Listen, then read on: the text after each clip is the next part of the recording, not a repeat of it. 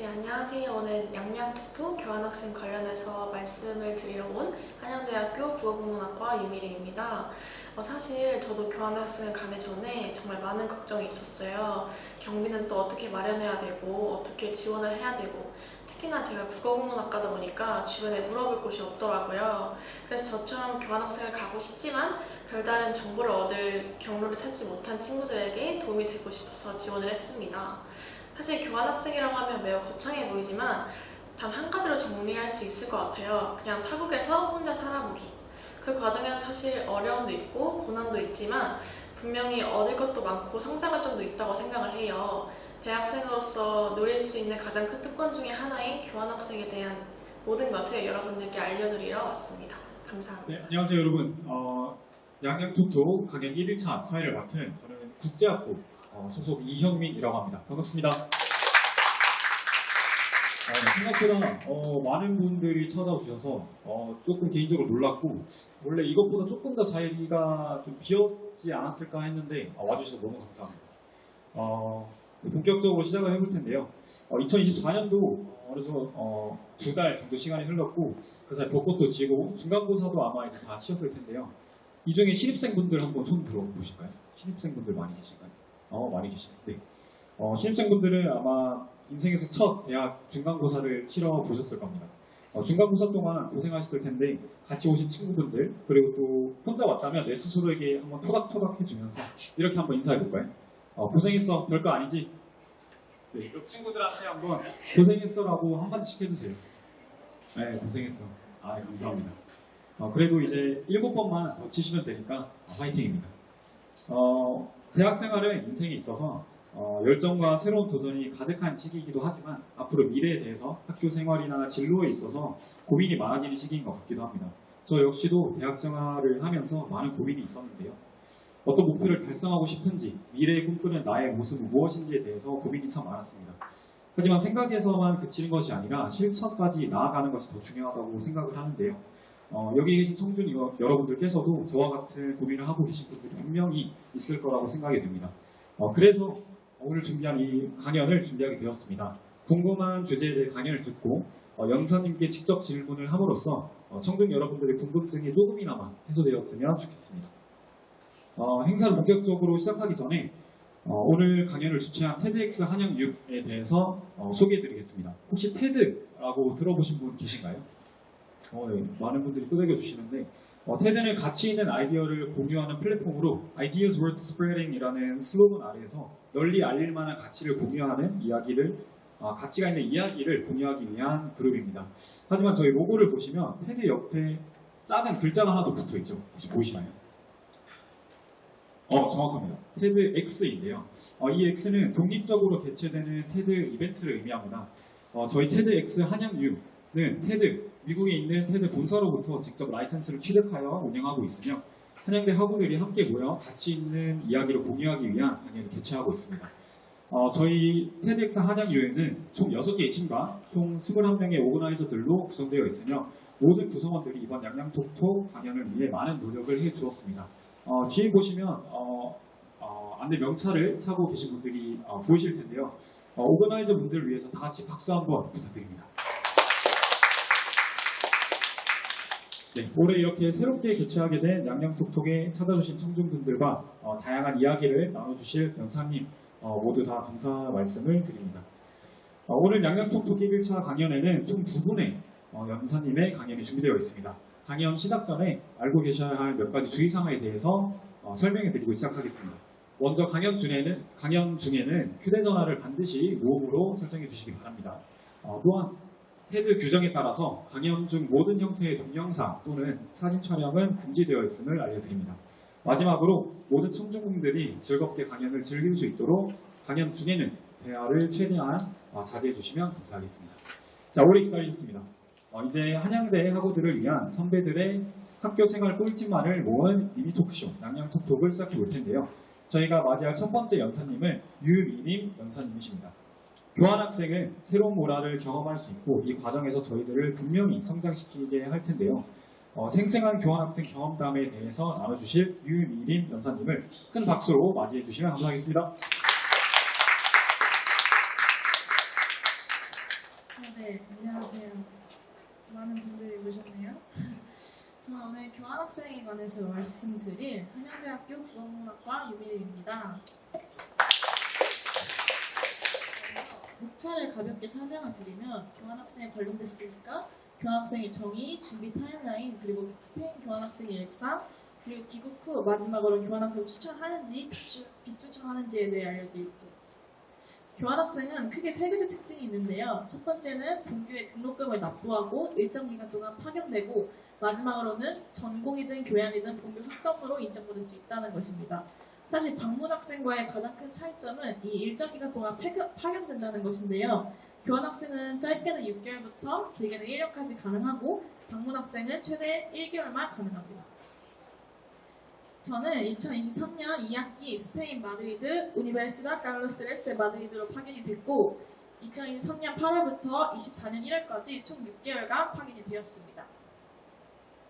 먼저 준비 타임라인을 총 4가지로 나눠봤는데요. 첫 번째는 서류 전형입니다. 보시는 바와 같이 경력사항, 유학계획서, 어학성적, 개인정보 동의서를 업로드해야 되고 두 번째는 서류 심사인데요. 가장 중요한 절차라고 할 수 있죠.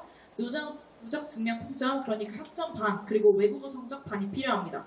그리고 국제처에서 메일이 와요. 최종 합격을 했으니 개인적으로 절차를 진행하세요 하면 파견되는 대학교에 직접 어플리케이션을 써야 합니다.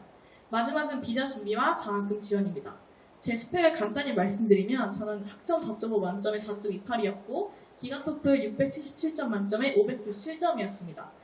기간 토플의 경우에는 유럽 학교를 지원해도 굉장히 유용한데요. 스피킹과 라이팅 단계가 없어서 토익 토플보다 단기간에 점수를 따고 싶으신 분들께 추천을 드립니다. 여담이지만 사실 기간 토플이 쉽다고 해도 저는 총 3번을 봤거든요. 저는 그때 기간 토플 책을 이용했는데 어떤 책을 쓰셨어요? 라고 물어보시면 기간 토플 책은 하나밖에 없으니 꼭 유념하시고 구입하시길 바랄게요. 두 번째는 경력사항이랑 유학계획서를 열심히 쓰셔야 되는데 왜 열심히 쓰셔야 되냐면 장학금 지원 때문에 필요합니다. 이 한양대학교 국제처에서 교환학생이 합격하셨습니다 하면 장학금 대상이에요 라고 그 뒤에 문자가 와요. 그럴 때 한양대학교에서 1차로 사람을 선별하고 그 다음에 장학금 층에서 사람을 또 선발하는데요. 이럴 때 경력사항과 유학계획서가 굉장히 큰 비중을 차지합니다.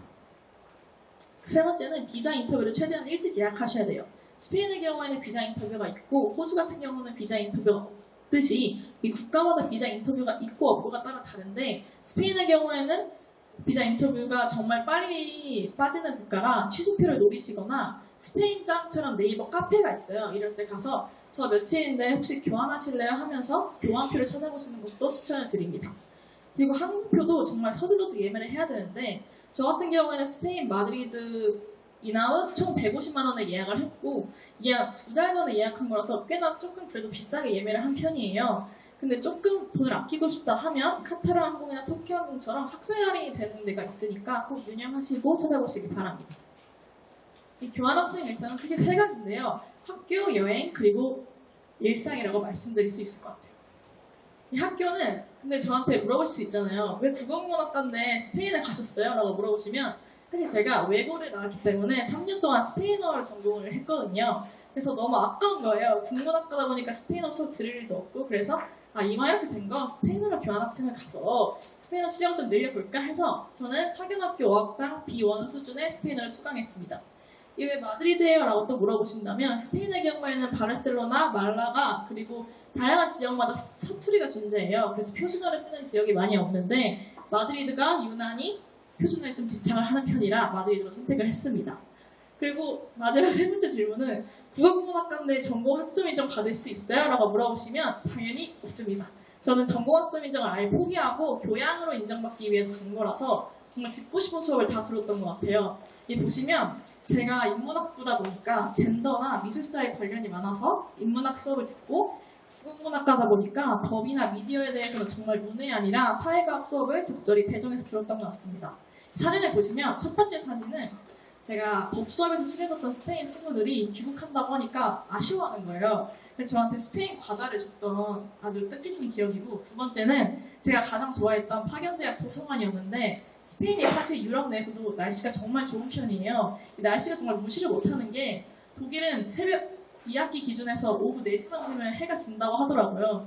스페인은 정말 8시까지 짱짱하기 때문에 제가 햇살을 받으면서 공부를 하면 좀 공부가 좀 잘 되는 그런 플라시보 효과가 있습니다. 그리고 이거는 스페인 미술사 수업 PPT 자료인데요. 아시다시피 스페인어로 진행된 미술사 수업을 들었고 하나 조언을 해드리자면 스페인이 사실 표절과 저작권에 대해 굉장히 민감한 나라 중에 하나라고 생각을 해요. 그래서 사실 제가 강연 수업 중에 PPT 자료를 핸드폰 찍었다가 교수님께 대통 혼난 적이 있거든요. 그래서 만약 유럽 국가를 가시면 눈치를 싹 보시고 핸드폰 찍은 사람이 없다 그러면 찍지 않으시길 추천드립니다. 마지막 두 번째 여행이겠죠. 사실 유럽 교환학생은 인접한 국가가 정말 많아서 여행 다니는 게 정말 좋은데 여기서부터 스페인, 포르투갈, 스위스, 영국, 파리, 벨기에거든요. 근데 여행도 참 돈이에요. 그래서 유럽 대부분의 미술관 박물관이 국제학생증 할인을 적용해주기 때문에 국제학생증 정말 꼭 발급받아야 되는데 이게 발급비가 18,000원인데 또 교환학생 경비를 계산하면 이 18,000원이 무시할 수가 없는 돈이거든요.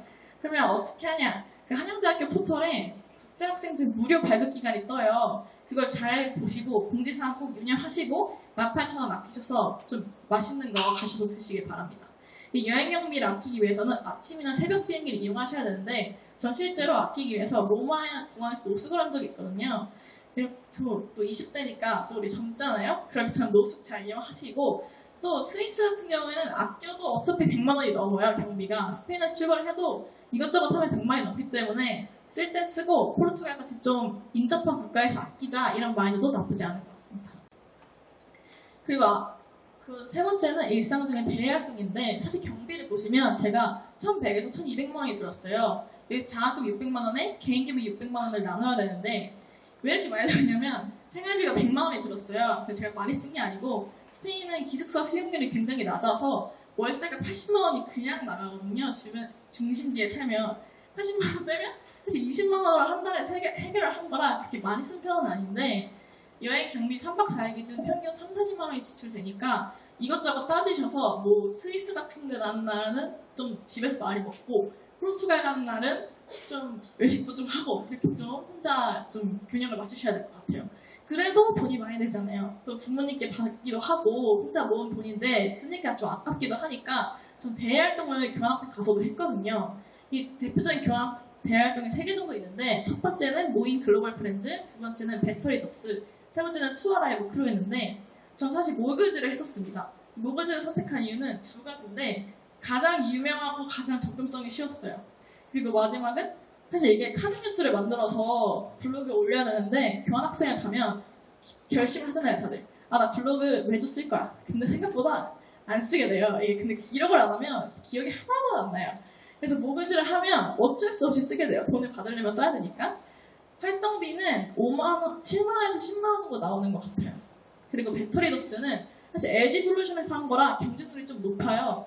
그리고 2학기 파견 기준에서 그 한 학기 초반에 지원을 해야 되기 때문에 사실 한국에서 지원을 하고 붙어서 교환학생 가서 본격적으로 활동을 하신다고 생각하시면 될 것 같아요.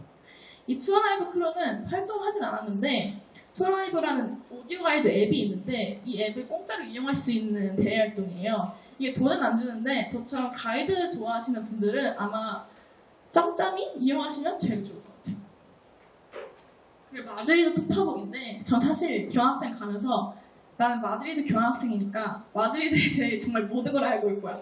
2,200만 원이 아깝지 않도록 이왕 간 김에 정말 꼭 뽑고 와야 돼 라고 하면서 정말 모든 축제는 다 갔거든요. 첫 번째 보시면 이 마드리드 근교 지역인 세고비아에서 스페인 친구를 한 명 만난 거예요. 그래서 제가 말씀드렸다시피 어학 수준을 올리기 위해서 갔던 거라 저한테는 스페인 친구 한 명이 너무 절실했어요. 그래서 말을 걸었어요. 나 스페인어 배우고 있는데 내 스페인어 어때? 이러면서 말을 걸었어요. 그래서 그 친구랑 친해졌어요. 그래서 마드리드 와서 또 만났어요. 그래서 걔가 준 그 간식 같은 거를 하고 요즘도 연락을 합니다.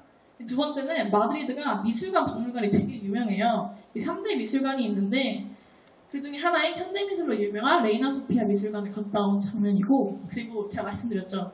정말 하고 싶은 거 다 했다고. 이 디즈니 100주년 그 혹시 영화 위시 아시나요? 그거를 스페인에서 먼저 봤어요. 영어 자막으로. 그래서 스페인 영화관도 보고 또 마드리드 하면 또 레알 마드리드 하고 가줘야죠. 또 축구 경기장 보고 이거 한 10만 원 정도 들었던 것 같아요. 돈이. 제일 낮은 좌석으로 했는데도. 그리고 양떼 축제도 갔습니다. 양떼 축제, 빛의 축제 뭐 다 갔어요. 그 여행자로서는 경험할 수 없는 이 현지인으로서 경험할 수 있는 것들을 누리고 펍도 가고 할 수 있는 거 정말 다 같아요. 이 귀국 후에는 교환대학의 원본 성적표를 받으셔야 하는데 저희 학교는 저한테 먼저 메일이 왔고 어떤 학교는 요청해야 준다고 하더라고요. 그 다음에 한양대 포털에 보고서와 최종 성적을 입력하셔야 되는데 여기서 F를 꼭 포함하셔야 돼요. 근데 F는 최종 성적표에 남지 않습니다.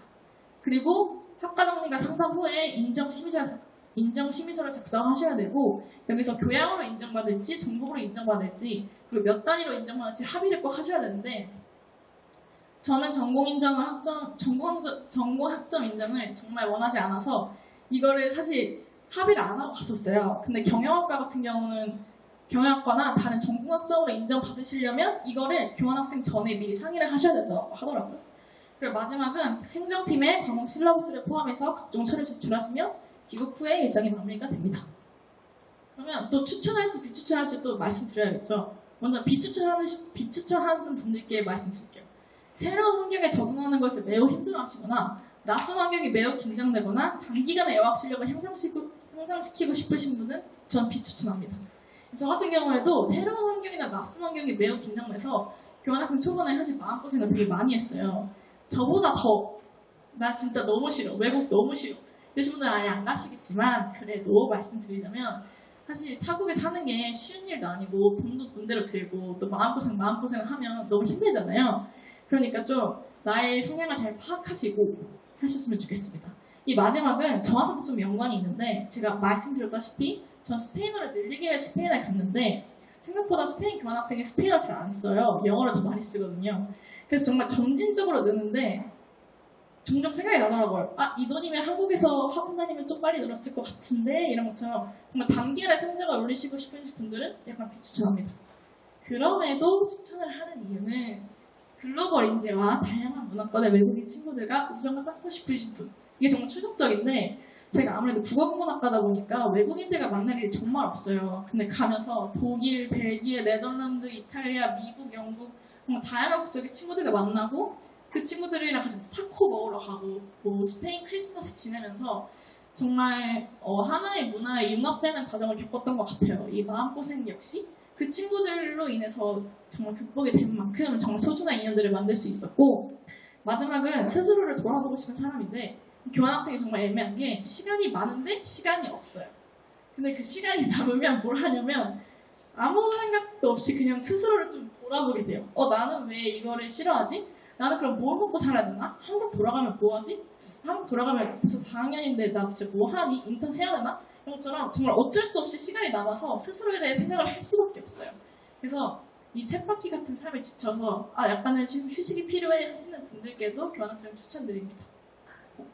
발표 들어주셔서 감사합니다.